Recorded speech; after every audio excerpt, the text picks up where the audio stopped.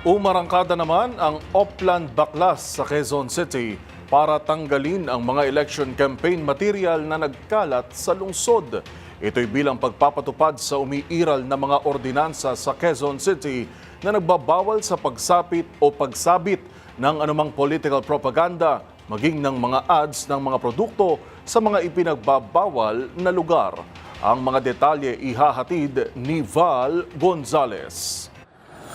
Armado ng mga extension ladder, mga pliers at mga panungkit ay isa-isang pinagbabaklas ng mga tauhan ng Quezon City Department of Public Order and Safety ang mga nagkalat na mga election campaign materials na nakakabit sa mga poste ng ilaw at iba pang mga lugar dito sa Quezon City.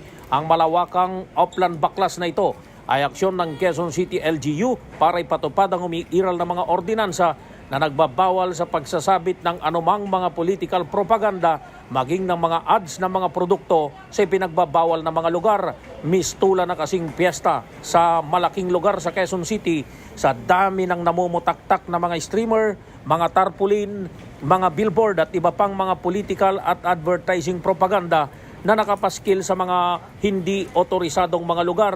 Isa sa target ng mga tauhan ng DPOS ngayong umaga ay ang bahagi ng Corregidor Street sa Bago Bantay, Quezon City. Sa unang 2 oras pa lamang ng operasyon, umabot na sa 218 mga streamer at mga banner ng mga kamakandidato sa lokal at nasyonal ang nabaklas at nakolekta ng DPOS.